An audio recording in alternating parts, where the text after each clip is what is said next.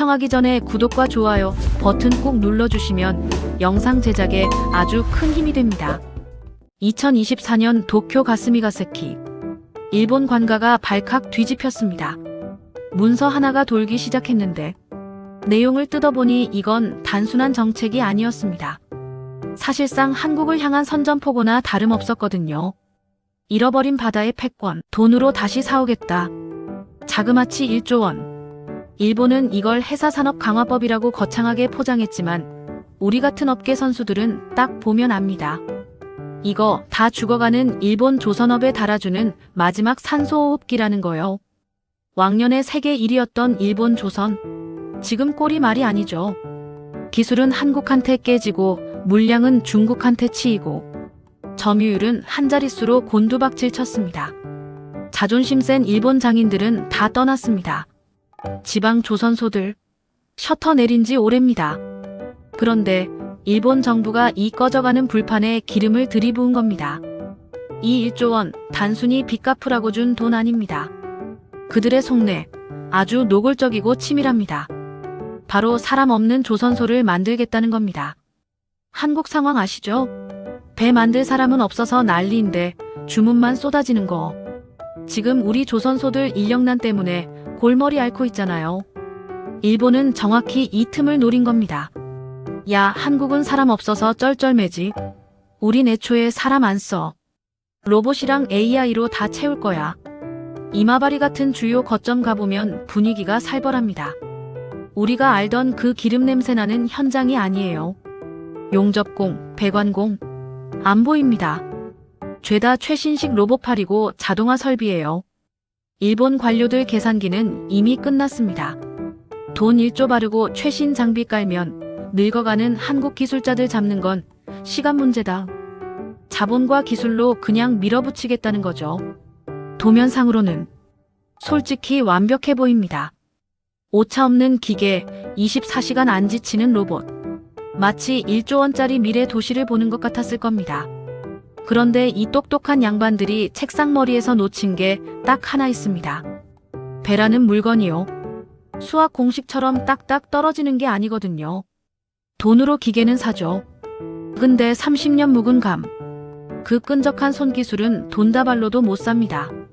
이걸 간과한 대가가 얼마나 혹독했을까요? 화려한 로봇들이 움직이기 시작한 바로 그날. 현장은 그야말로 지옥이었습니다. 이번 일본의 도발이 진짜 무서운 이유.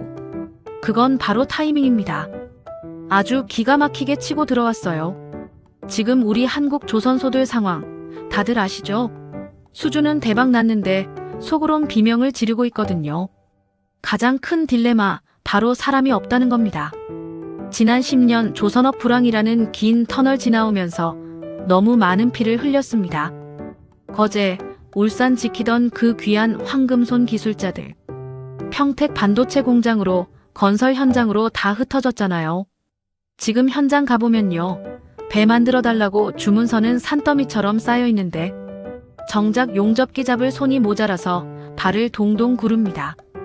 외국인 노동자들 급하게 데려와서 맡고는 있다지만 30년 짬밥 먹은 반장님들 빈자리가 어디 쉽게 채워지나요? 일본은 바로 이 빈집을 노린 겁니다. 계산기 두드려 보니까 딱 답이 나오거든요. 봐라, 한국은 이제 사람 없어서 배 못 만든다.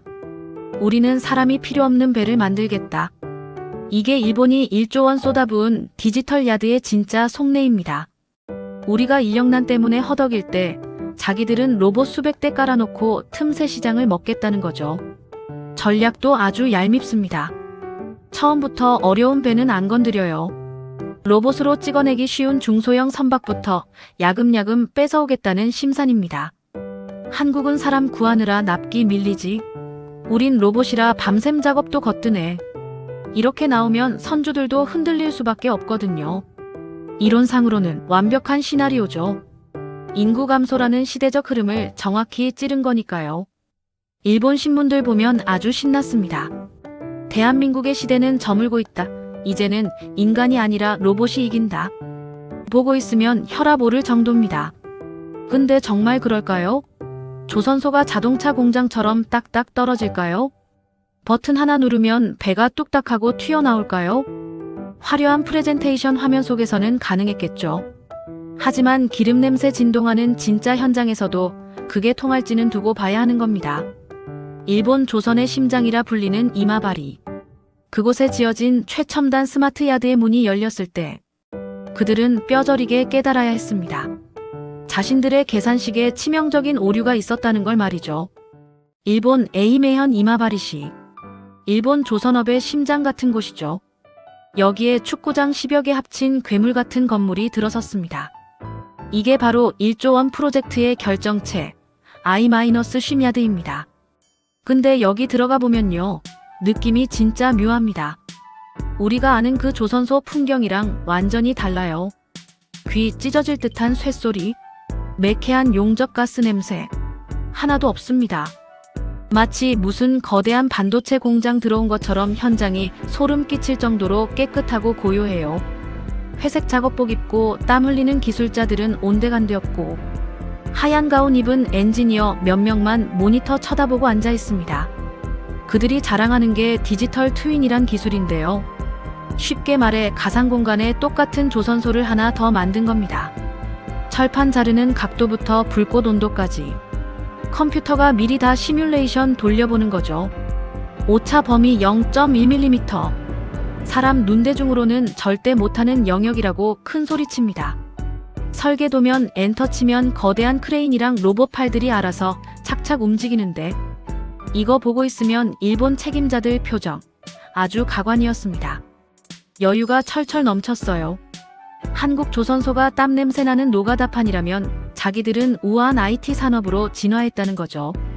야, 한국 기술자들 늙어가잖아. 우리 로봇은 안 늙어. 딱 이 마인드입니다.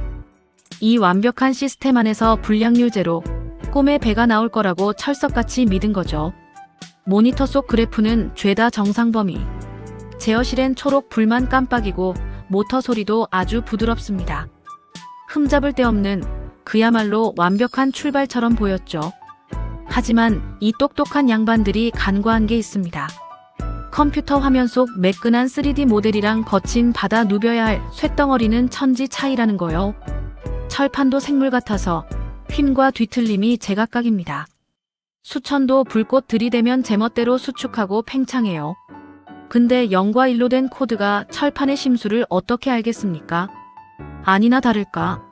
첫 번째 선박 블록이 도크 위로 올라가던 날, 모니터에는 아무 경고등도 안 떴는데 현장 깊숙한 곳에서는 기괴한 파열음이 들리기 시작했습니다. 우지끈 하고 말이죠. 사고가 터진 건 배 만드는 공정 중에서도 제일 까다롭다는 선수 곡선 작업대였습니다. 새하얀 로봇 팔 6대가 거대한 강철판을 향해 일제히 불꽃을 쏘아대기 시작합니다. 프로그램에 입력된 좌표, 아주 완벽했죠. 밀리미터 단위 오차도 없는 정밀함. 일본 엔지니어들은 숨죽이고 역시 기술이야 하면서 지켜봤을 겁니다. 그런데 작업이 반쯤 지났을까요? 현장에 텅 하는 둔탁한 소리가 울려 퍼졌습니다. 용접 열기를 못 이긴 철판이 비명을 지르면서 뒤틀리기 시작한 겁니다. 사실 배 만드는 기술의 핵심은요, 수학이 아니라 이열을 다스리는 겁니다.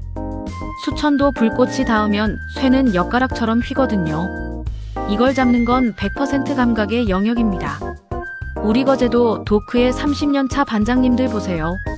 용접 불꽃 색깔만 딱 봐도 압니다.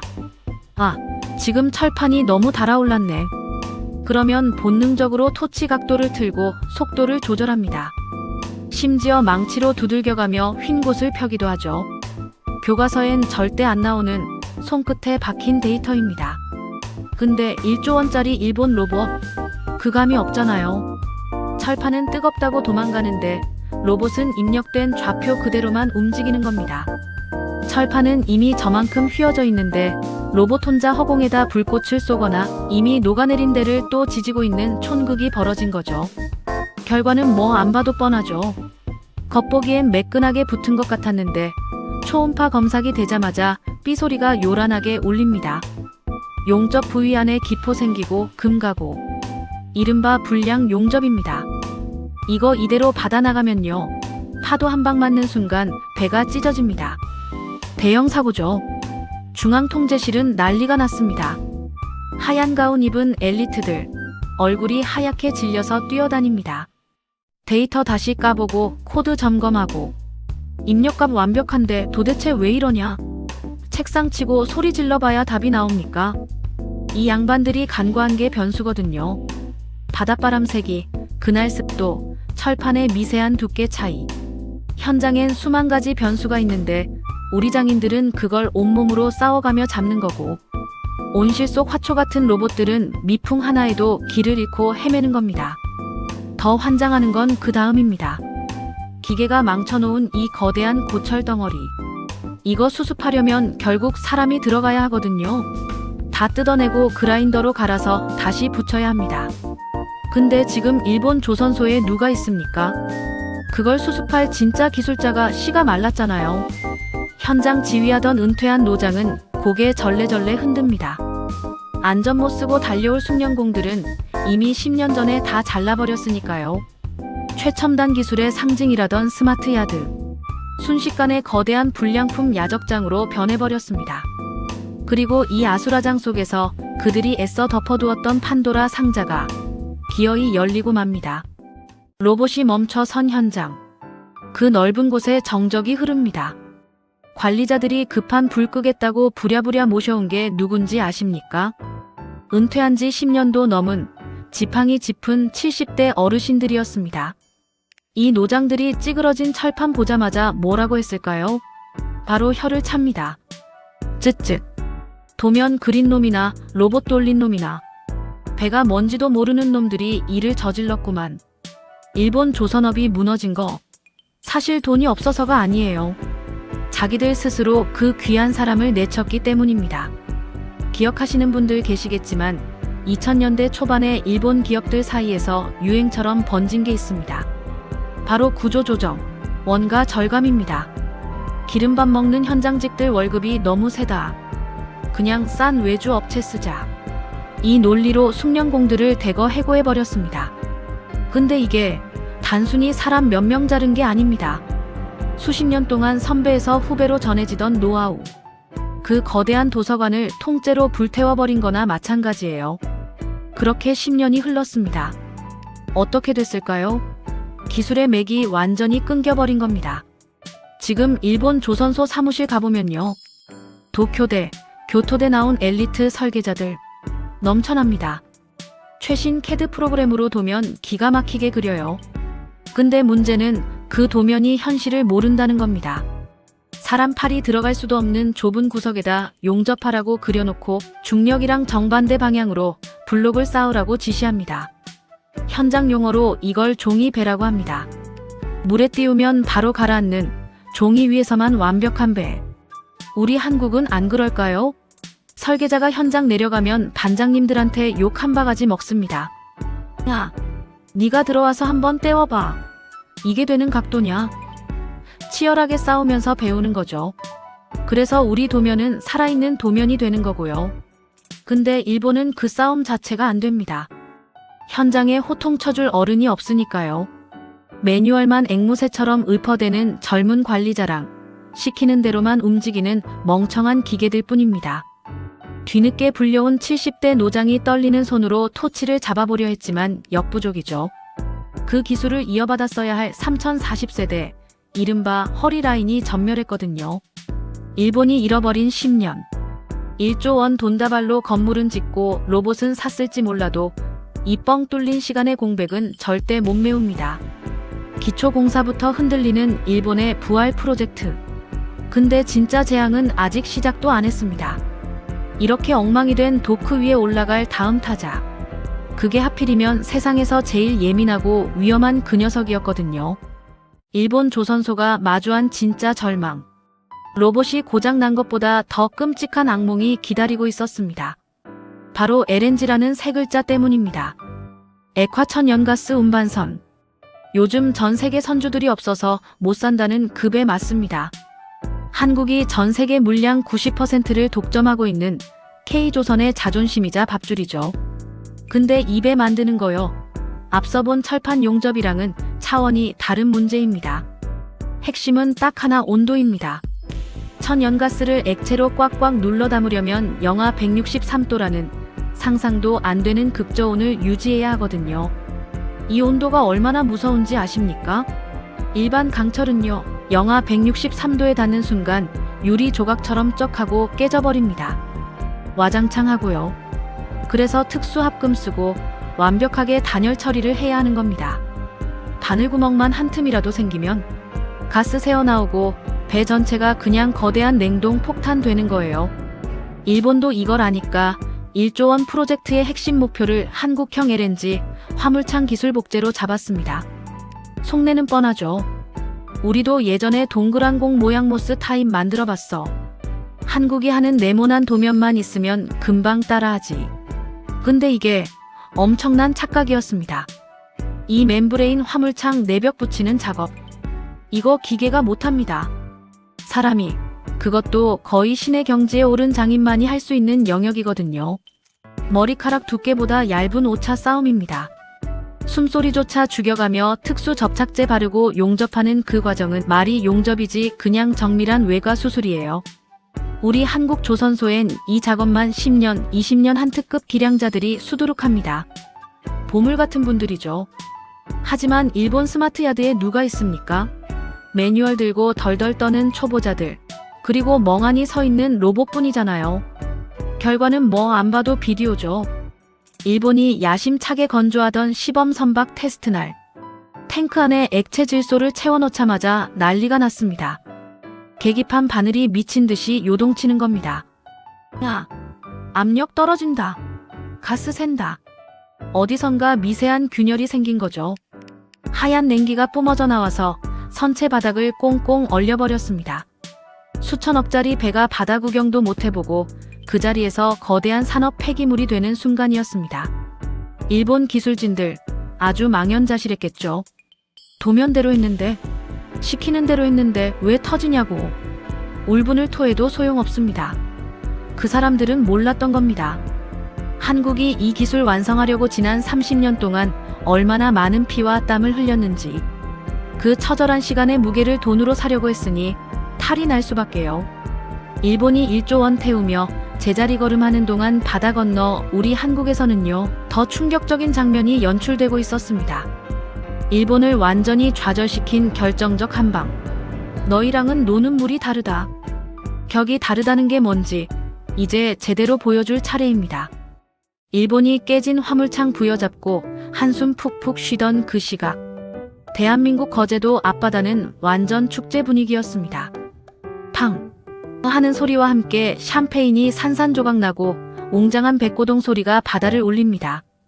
길이 300m, 축구장 3개짜리 초대형 선박이 미끄러지듯 바다로 나가는 진수식 현장입니다. 근데 이 배, 그냥 평범한 LNG선이 아닙니다. 일본이 그토록 베끼고 싶어 했던 기술, 그건 이미 옛날 이야기고요. 지금 한국은 완전히 다음 단계로 넘어간 괴물을 만들고 있었거든요. 세계 최초 무탄소 암모니아 추진 기술. 그리고 자기가 알아서 파도 읽고 최적 항로 찾아가는 자율운항 시스템까지 탑재된 미래형 선박입니다. 여기서 일본이랑 결정적인 차이가 납니다. 일본이 1조 원 써서 하려던 게 뭐였죠? 고작 사람 없는 공장 만드는 거였잖아요. 근데 한국은 사람을 도와주는 똑똑한 배를 만들고 있었던 겁니다.